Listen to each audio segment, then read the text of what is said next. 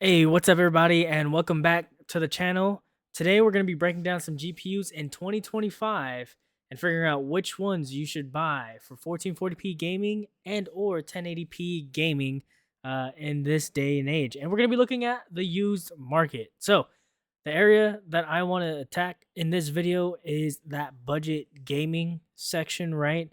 Because these new GPUs, as we know, are being scalped. So there's really no hope for anybody out there to get anything. Or if you're on like a 700 or 900 series or even the 10,000 series GPU, well, some of these older ones here that I'm about to show you will be a lot cheaper to get you a nice and decent upgrade to move forward with. So without further ado, let's go ahead and start with the first GPU. So in 2018, right, these cards, the 2080 in 2018, released back then, and honestly, do they hold up? Yes, they really do. I personally have used the 2080 and 2080 Ti and the 2080 Super for both 1080p, 1440p, and believe it or not, some 4K gaming. And if you guys want to see me create a video using the 2080 Ti and Cyberpunk, utilizing some of the 4K settings and graphic settings, I can go ahead and break that down for you guys in a future video. Let me know down below in the comments if you guys want to see that. So 2080s, I have seen them for under 200 bucks out there in the wild, right? So I saw some guy, I think there was even a 2080 Super selling for like 170 bucks, and then 2080s for like 150, and 2080 Ti's for just around 200 or under $200, right? 250 is what I've seen some of them. So if you're looking to upgrade and you're on like a 1060, 1650, or a 980, 970, and you're only playing 1080p games, or sorry, if you're playing in 1080p and you're really just playing like Dota, League of Legends, Apex, and things like that, and you know, you don't really care for the high frame rates and stuff like that, a 2080 would be a great entry point to getting into 1080p gaming and 1440p gaming. And like I said, I have data and I can definitely show you guys in a video on how badass this card really is. I know it's still 8 gig, right? But if you're not utilizing high resolutions like 4K, this GPU will be a really good card to hang on to for the next 2 to 3 years, or even maybe 4 years if you're not playing high AAA title games like that. And of course, if you still wanted to, you still can. You just won't be playing at the highest settings, right? So let's go ahead and move on to the next card. And like I said, the 2080 Super would be a next candidate there. These 2080 Supers, I have been seeing them around again on average about 200 bucks. Again, check your Facebook Marketplace and OfferUp area. Just negotiate and figure out what you can do to get yourself this particular GPU, right? And of course, if you want a little bit more VRAM, you can pick up a 2080 Ti out there, and I have seen those for about 250 bucks to $200. Again, check your Facebook Marketplace and local OfferUp areas to see what's really digging out there. Because honestly, do not underestimate these cards. These cards are still really good to utilize in today's age in gaming. So again, 1080p gaming, 1440p gaming, this card will be amazing to use. And honestly, I'm about to give my little brother my 3070 Ti, and I'm going to take my actual Founders Edition 2080 Ti and use that for the time being to record some of the game series that I have on the channel. So if you guys want to see how this GPU really stacks up, just wait. You'll see a lot of videos starting next week that will showcase the 2080 Ti in 4K, and I can again break down the settings there for you guys. And I don't know, maybe I might have to drop down to 1440p, but I will show you guys how to optimize the settings using this card if you want this. So again, under 300 bucks, you know, budget GPUs in that 300 to 400 or under 400 bucks that you guys can get in 2025. This is a king right here. Uses really good ray trace technology, right? Compared to some of the AMD GPUs that I will show here later on. So if you don't care about ray tracing or any of the DLSS, and you can find some AMD GPUs a little bit cheaper than this, then I would say go for those. But we'll go ahead and continue on here, and let's move into the 30 series. So the 3070 Ti, I have that right now in my gaming system, and I have a few videos up right now showing me use this GPU with no ray tracing and or very minimal ray tracing in 4K. Yes, you can game with this thing in 4K. The VRAM, I have not tested it yet in Indiana Jones, but by the time this video might come out, you might see a 3070 Ti 4K with Indiana Jones in there. So be on the lookout for that if you want to see how that game performs and the settings that I'll have on there. But yes, these 3070 Ti's, I've been seeing them for about $200 to $300 in my area, right? And I've seen 3070s also go for about $300. But a lot of these guys are really getting rid of their GPUs just so they can go ahead and go into that next higher tier and go into that slot themselves into that 4K gaming or really high refresh rate 1440p gaming, right? So again, if you're a single player guy and you just want to, or gal, if and you just want to enjoy some really pretty visual effects and things like that, a 3070 Ti on the used market, again, for under $400, you can definitely find 3070 Ti's and 3070s. If you're going to go with 3070, I would most likely recommend getting a 4060 instead because, one, you get the newer DLSS technology. Two, it's a 40 series card and it's brand new. You can get them brand new for $300, right? So if you're going to pay $300 for a used 3070 or even $250 for a used 3070, you're better off just getting a 4060. And like I said, if you can score a 3070 Ti, that would be your better bet there over the 3070, just because you have a little bit higher performance there with the 3070 Ti. And of course, I have proof here that it can run 4K. So we'll look at that. And again, check your area, be on the hunt, and be patient. You guys can do this. We can both do this. I'm holding out right now for a 5090 and I'm surviving. And I'm about to downgrade myself to a 2080 Ti.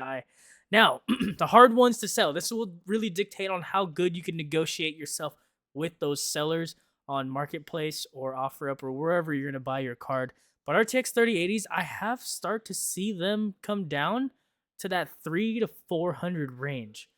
Obviously, again, I've used the 3080 myself for 4K gaming, you guys, and the 10 gig version. So you guys can actually check out some of my older videos utilizing the 3080 on my channel in 4K with all these max settings and all this whatnot. So again, very performant, a really good budget CPU that you can definitely utilize. And honestly, if you're coming from a 700 or 900 series or even a 10 series GPU,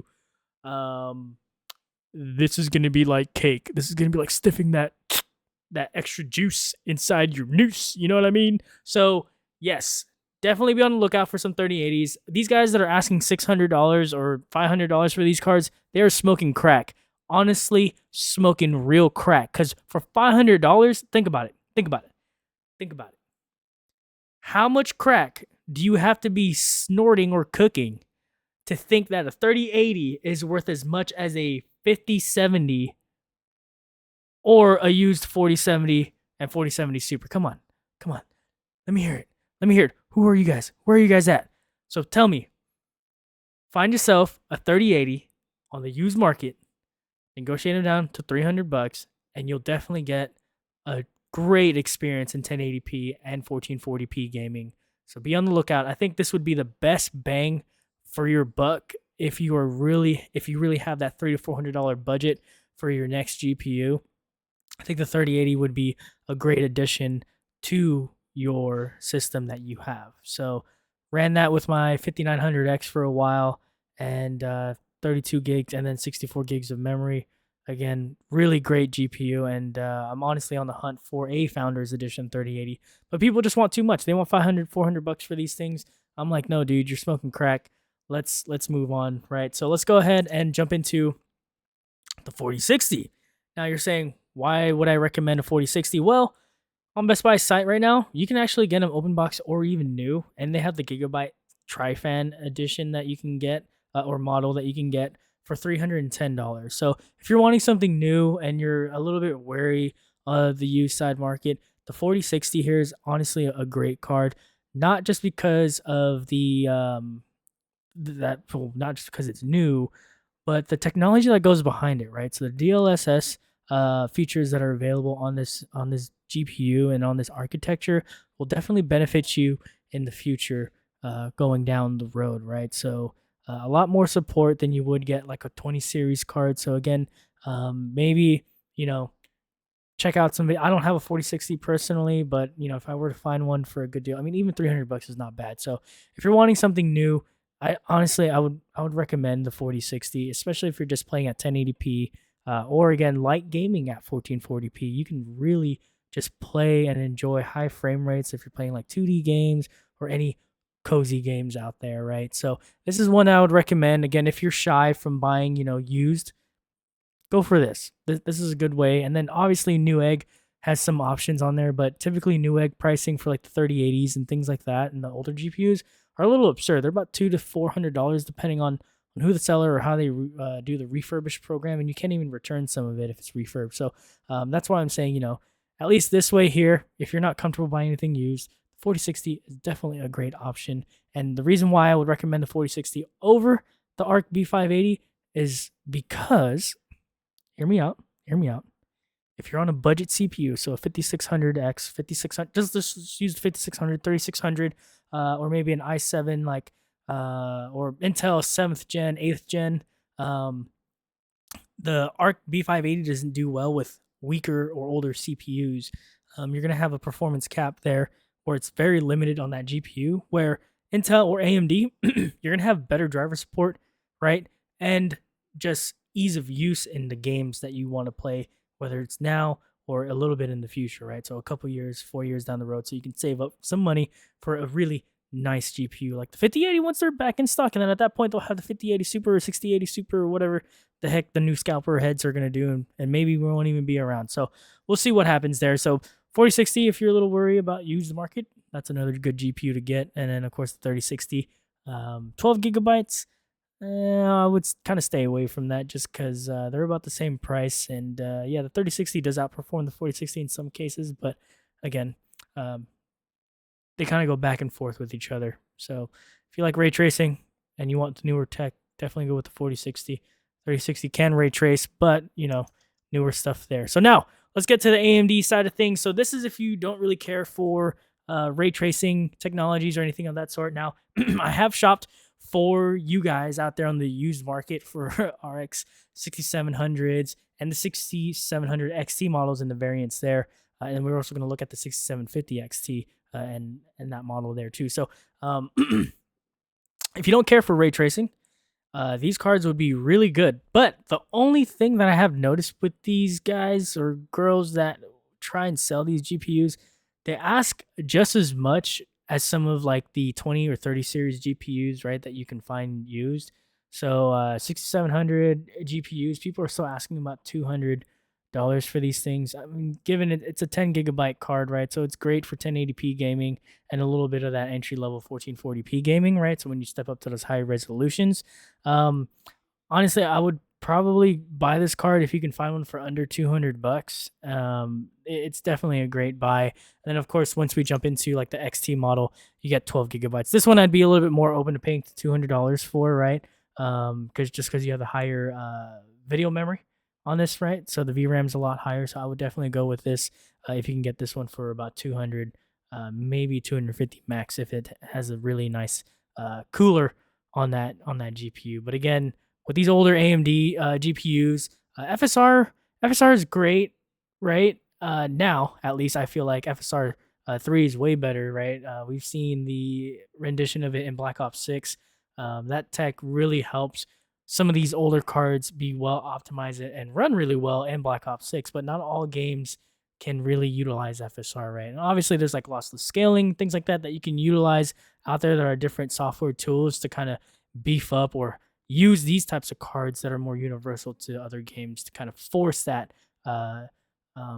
frame generation or the upscaling tech on some of these games that don't have it available. So 6700 XT, great GPUs. I think you shouldn't pay more than $200 on these cards, maybe 220, right? Again, great buy. But my only concern is the software and driver support for these older GPUs. The 7000 series, I feel like have been better, and actually is where AMD is kicking off, and that's why everyone's so upset that AMD is lacking with the RX 9070 XT and non-XT variant release and news, right? So they're kind of holding off till March, so we won't hear that for another month.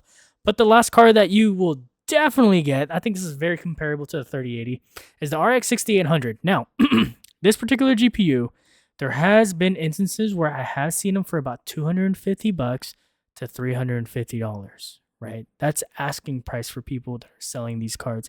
16 gigs of VRAM. If you do not care for ray tracing or whatnot, this is a great buy for you to get right now. And I think at Best Buy, they are still selling these GPUs, or whatever's left of them in their stock.